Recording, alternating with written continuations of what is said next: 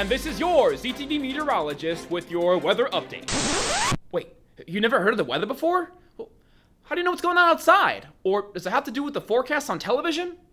Well, yeah, it does. But there's a lot more to it than that, so let's dive right in.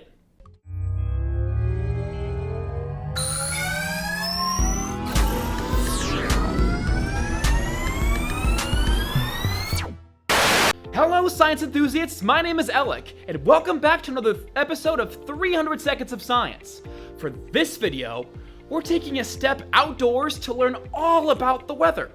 Every day you or your friends might ask questions like, how's the weather? Or what can we expect in our radar for today?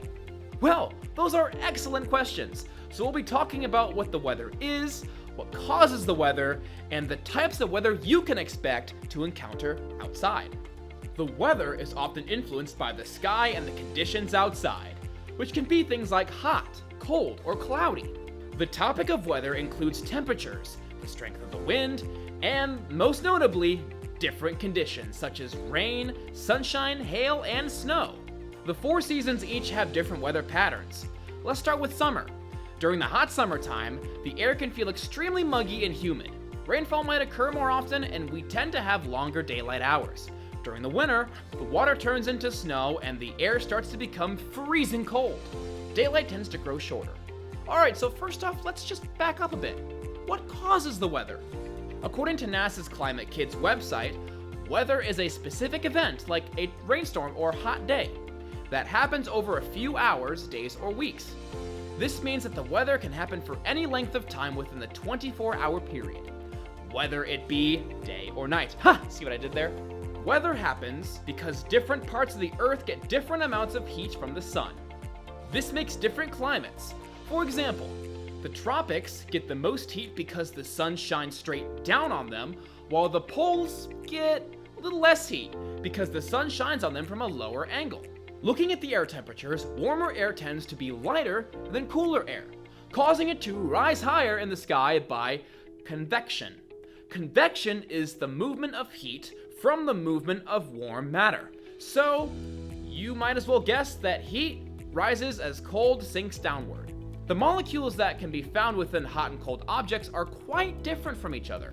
Hot surfaces, liquids or gases, will have a large amount of molecules bouncing around at a faster pace, while cooler objects, no matter what substance, will have fewer molecules moving much slower. After the air rises, it gets colder and goes back towards the ground, because the air lost its water before. The air always has some water mixed with it, which is called humidity. When it cools, the water can change from a gas to a liquid through condensation. Then the water can fall from the sky as rain or snow. When two air masses of different temperatures meet, this is called a warm front or a cold front. The ways that the air move around the Earth is called atmospheric circulation. Atmospheric circulation is a large-scale movement of masses of air.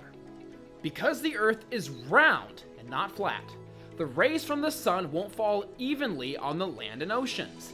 This is why different parts of the planet tend to have different weather climates on different levels. The weather is influenced by the Earth being heated by the sun in an uneven way.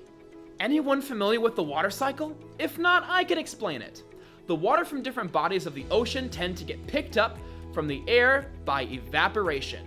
Then the evaporated water forms into a cloud as it travels over the source of land and then rains down from the sky through precipitation. So that's how the weather's caused. Air pressure changes and it's all a part of the water cycle, right?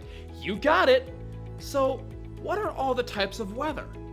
Different types of storms can be caused when there is an imbalance of pressure, temperatures, and climates. Tornadoes are caused when warm air and cool air get mixed together, causing the air pressure to spiral around. Hurricanes are almost the exact same thing, only it's within water in the ocean.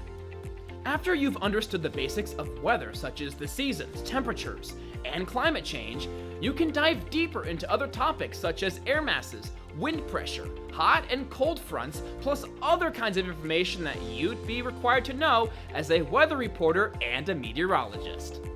If you are interested in learning more about this topic, the University of Akron offers a course called Earth's Atmosphere and Weather. Every student on campus is required to have a natural science, so I highly recommend you take it. Hope you enjoyed this video and learned something new about the climate. Don't forget to hit that like button, subscribe to our YouTube channel, and follow us on our social media pages at ZTV 300 Seconds of Science. As always, go out, enjoy life, and stay curious.